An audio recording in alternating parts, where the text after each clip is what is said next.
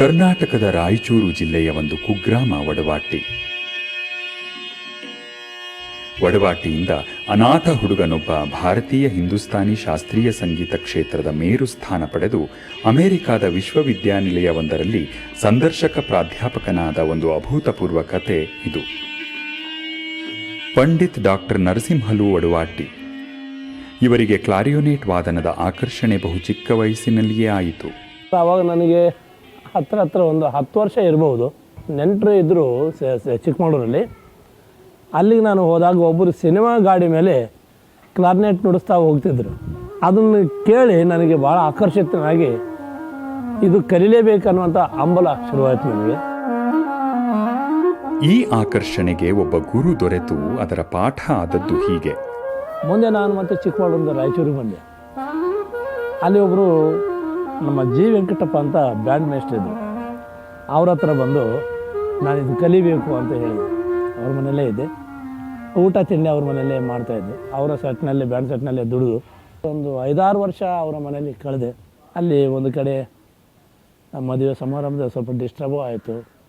ಇಲ್ಲ, ಇಲ್ಲಿ ಇರೋ ವಾತಾವರಣ ಇಷ್ಟೇ ಇದೆ, ಇದನ್ನು ಸುಧಾರಣೆ ಮಾಡೋಕ್ಕಾಗಲ್ಲ, ನಾವು ಸುಧಾರಣೆ ಆಗ್ಬೇಕಾದ್ರೆ ಇಲ್ಲಿ ಬಿಡಬೇಕಂತ ಮನಸ್ಸಿನಲ್ಲಿ ಬಂತು ನಾನು. ಹಿಂಗಾಗಿ ಅಲ್ಲಿ ಬಿಟ್ಟು ಮತ್ತೆ ನಾನು ಹೊರಗಡೆ ಬಂದೆ. ಆವಾಗ ಬದುಕೋದು ಭಾಳ ಕಷ್ಟ ಆಯಿತು. ಅಲ್ಲಿ ಆದ ಅವಮಾನವನ್ನೇ ಛಲವನ್ನಾಗಿ ಸ್ವೀಕರಿಸಿದ ವಡವಾಟಿಯವರು ಅಲ್ಲಿಂದ ನಿರ್ಗಮಿಸಿದರು. ಬ್ಯಾಂಡ್ ಸೆಟ್ನ ವಡವಾಟಿಯವರು ನಾಟಕದ ಮಾಸ್ತರ್ ವಡವಾಟಿಯಾದರು. ನಾಟಕಗಳಿಗೆ ಹೋದ್ನಲ್ಲ, ಅಲ್ಲಿ ಸ್ವಲ್ಪ ಈ ಬ್ಯಾಂಡ್ ಸೆಟ್ಗಿಂತ ಸ್ವಲ್ಪ ಹೆಚ್ಚಿನ ಗೌರವ ಕಾಣಿಸ್ತು ನನಗೆ. ಬ್ಯಾಂಡ್ ಸೆಟ್ಟಿಗೂ ಮತ್ತು ನಾಟಕಗಳಿಗೆ ಡಿಫ್ರೆಂಟ್ ಏನಿದೆ ಅಂದರೆ, ಬ್ಯಾಂಡ್ ಸೆಟ್ನಲ್ಲಿ ಇರುವಂಥ ಒಂದು ವಾತಾವರಣ ಬೇರೆ, ನಾಟಕಗಳಿಗೆ ಅಂದರೆ ಬೇರೆ ಬೇರೆ ಶ್ರುತಿಗಳಿಗೆ ನಾವು ನುಡಿಸೋಕೆ ಬರಬೇಕು.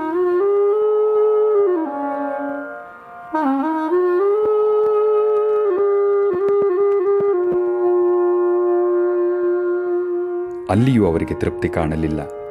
ಸೃಜನಶೀಲ ಮನಸ್ಸು ದೊಡ್ಡದೊಂದಕ್ಕಾಗಿ ಹಾತೊರೆಯುತ್ತಿತ್ತು. ಆದರೆ ಅವರ ವೈಯಕ್ತಿಕ ಜೀವನದಲ್ಲಿ ವಿಧಿ ಬೇರೆಯದನ್ನೇ ಬರೆದಿತ್ತು. ನನ್ನ ಮದುವೆ ಆಯಿತು. ನನ್ನ ಮದುವೆ ಆಗಿದ್ದು ನನ್ನ ಸೋದರ ಸೊಸೆ. ಈ ಮಗು ಹುಟ್ಟಿದಾಗ ನಮ್ಮ ತಾಯಿ ಆ ಹುಟ್ಟಿದ ಮಗುವಿಗೆ ಶಿವಮ್ಮ ಅಂತ ಹೆಸರಿಟ್ಟು ನನ್ನ ಮಗನಿಗೆ ಕೊಟ್ಟಂತ ಹೋಗಿ ಸತ್ತೋಗ್ಬಿಟ್ಟಿದ್ದಾರೆ ಅವರು. ಆ ಮಾತು ನಮ್ಮ ಅಜ್ಜಿ ನಮ್ಮ ಮಾವ ನಡೆಸ್ಕೊಂಡು ಬಂದರು. ಆ ಡ್ರಾಮಾ ನುಡಿಸಿದ ಒಂದು 25 ರೂಪಾಯಿನಲ್ಲೇ ಭಾಳ ಖುಷಿಯಾಗಿ ನಾವು ಸಂಸಾರ ಮಾಡ್ತಾ ಬಂದ್ವಿ. ಮಗಳು ಹುಟ್ಟಿದ್ಲು. ಆಮೇಲೆ ಮತ್ತೆ ನನಗೆ ಯಾವ ಥರ ಬ್ಯಾಂಡ್ ಮೇಲೆ ನನಗೆ ತಿರಸ್ಕಾರ ಭಾವ ಬಂತು, ಆ ಥರ ನಾಟಕಗಳ ಮೇಲೆ ನನಗೆ ತಿರಸ್ಕಾರ ಬಂತು. ಒಬ್ಬ ಸಂಗೀತಗಾರನಾಗಬೇಕು ಅನ್ನುವಂಥ ಇದು ಬಂತು. ಮೋಸ್ಟ್ಲಿ ಸಂಗೀತಗಾರನಾಗಬೇಕಂತ ಆ ಒಂದು ಸಂಸ್ಕಾರ ನನಗೆ ಬರಬೇಕಾದ್ರೆ ನನ್ನ ಅಜ್ಜೆ ಮುತ್ತಜ್ಜಿಂದನೂ ಸಂಗೀತ ಮನೆತನ ನಮ್ಮದು.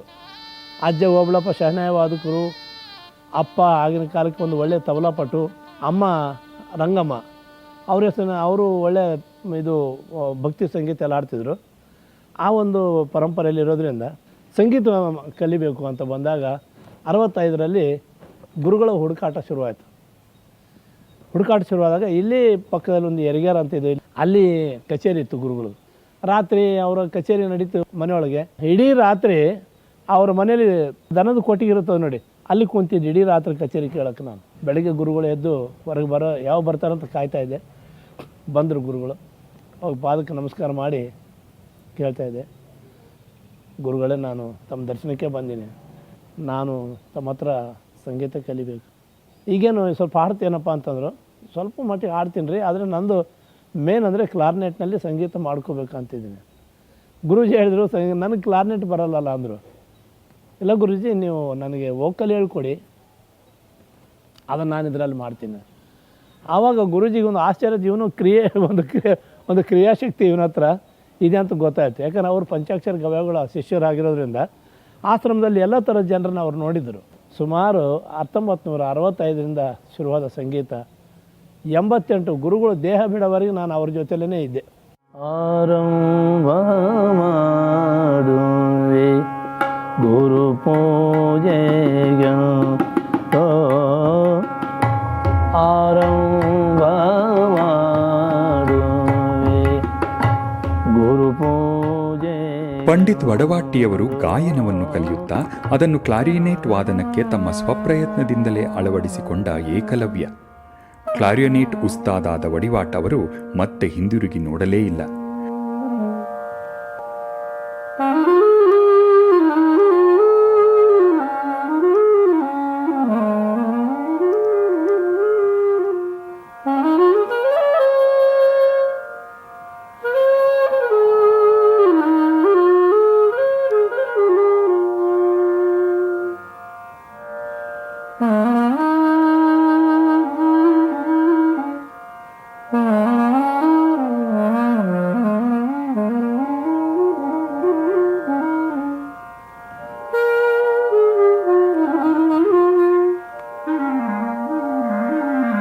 ದೇಶದಾದ್ಯಂತ ಅವರ ಸಂಗೀತ ಕಚೇರಿಗಳು ಆಯೋಜನೆಗೊಂಡು ಅವರ ಕೀರ್ತಿ ಪತಾಕೆ ಭಾರತದಲ್ಲೆಲ್ಲ ಹರಿಯಿತು.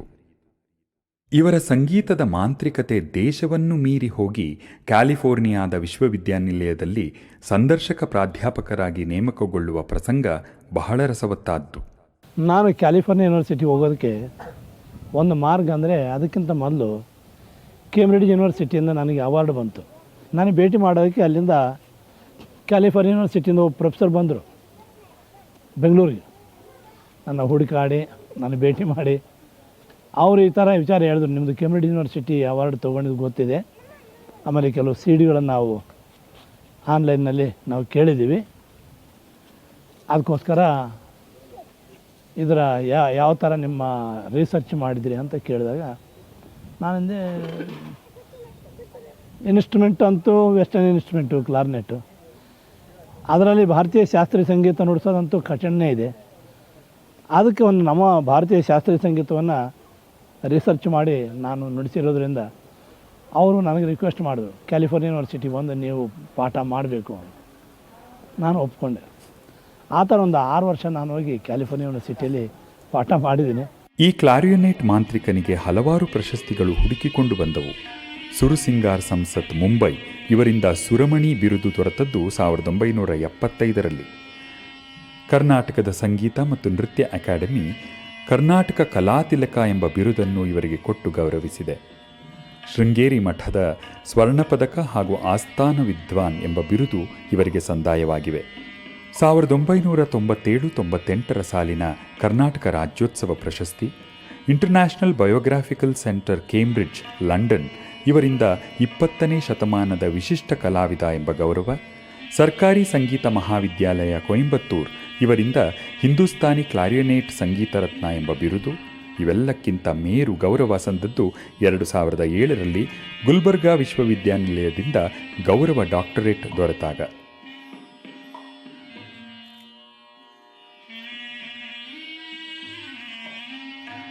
ಇದಲ್ಲದೆ ಇವರ ಕಾರ್ಯ ಸಾಧನೆಗಳು ಹಲವಾರು. ಅದೆಷ್ಟೋ ಲೆಕ್ಕವಿಲ್ಲದಷ್ಟು ಪ್ರತಿಷ್ಠಿತ ಸಂಗೀತ ಕಚೇರಿಗಳನ್ನು ನೀಡಿದ್ದಾರೆ. ಹಾಥಿ ಎಂಬ ಫ್ರೆಂಚ್ ಚಲನಚಿತ್ರಕ್ಕೆ ಸಂಗೀತ ನಿರ್ದೇಶನ ಮಾಡಿದ್ದಾರೆ. ಭಾರತ ಅಲ್ಲದೆ ಇಂಗ್ಲೆಂಡ್, ಅಮೆರಿಕ, ಅರಬ್ ದೇಶಗಳಲ್ಲೆಲ್ಲ ಇವರ ಸಂಗೀತದ ನಾದ ಪಸರಿಸಿದೆ. ಹಲವಾರು ಧ್ವನಿ ಸುರುಳಿಗಳನ್ನು, ಸಿಡಿಗಳನ್ನು ಇವರು ಹೊರತಂದಿದ್ದಾರೆ. ಪಂಡಿತ್ ಡಾಕ್ಟರು ನರಸಿಂಹಲು ವಡವಾಟ್ಟಿಯವರಿಗೆ ಸಂದ ಗೌರವಗಳು ಅದೆಷ್ಟೋ. 2012ರಲ್ಲಿ ಮೈಸೂರಿನ ದಸರಾದಲ್ಲಿ ವಡವಾಟ್ಟಿಯವರ ಟ್ಯಾಬ್ಲೋ ಪ್ರದರ್ಶಿತವಾಯಿತು. ಗುಲ್ಬರ್ಗಾ ವಿಶ್ವವಿದ್ಯಾನಿಲಯ ಹಾಗೂ ಮೈಸೂರು ವಿಶ್ವವಿದ್ಯಾನಿಲಯಗಳು ತಮ್ಮ ಪಠ್ಯಪುಸ್ತಕದಲ್ಲಿ ವಡವಾಟ್ಟಿಯವರ ಪರಿಚಯದ ಪಾಠವನ್ನು ವಿದ್ಯಾರ್ಥಿಗಳಿಗೆ ಇರಿಸಿ ಅದರಿಂದ ಅವರು ಪ್ರೇರಿತರಾಗಲು ಅನುವು ಮಾಡಿಕೊಟ್ಟಿದ್ದಾರೆ. ಕರ್ನಾಟಕ ಸಂಗೀತ ನೃತ್ಯ ಅಕಾಡೆಮಿಯ ಅಧ್ಯಕ್ಷರಾಗಿ ಅವರು 2008-11 ಸಲ್ಲಿಸಿದ ಸೇವೆ ಕಲಾ ಪ್ರಪಂಚಕ್ಕೆ ಅಪೂರ್ವವಾದುದು.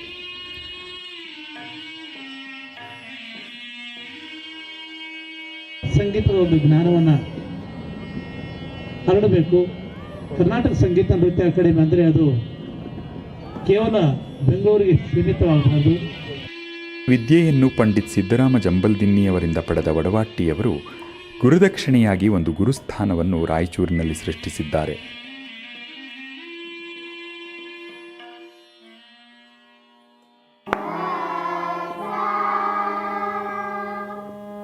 ಇಲ್ಲಿ ಹಲವಾರು ವಿದ್ಯಾರ್ಥಿಗಳು ವಿದ್ಯಾರ್ಜನೆಗಾಗಿ ಬರುತ್ತಾರೆ.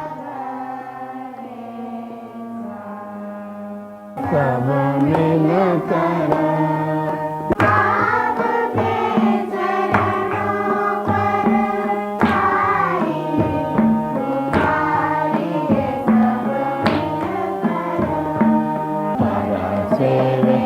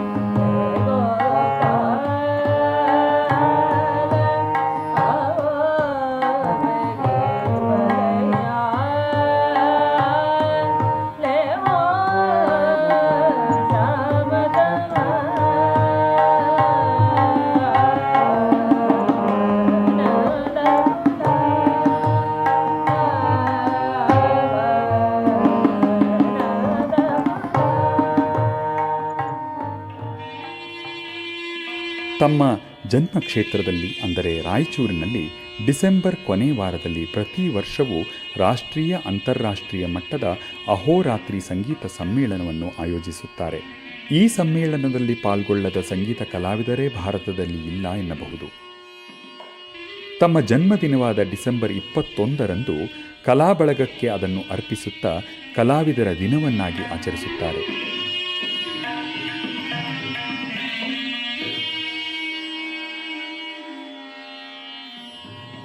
ಅಂದು ಹೊಸ ಕಲಾವಿದರಿಗೆ ಸಂಗೀತ ಕಾರ್ಯಕ್ರಮ ನೀಡಲು ಅವಕಾಶ ಹಾಗೂ ಹಿರಿಯ ಕಲಾವಿದರನ್ನು ಗೌರವಿಸಿ ಈ ಮೂಲಕ ತಮ್ಮ ಜನ್ಮದಿನವನ್ನು ಸಾರ್ಥಕ ರೀತಿಯಲ್ಲಿ ಆಚರಿಸಿಕೊಳ್ಳುತ್ತಾರೆ.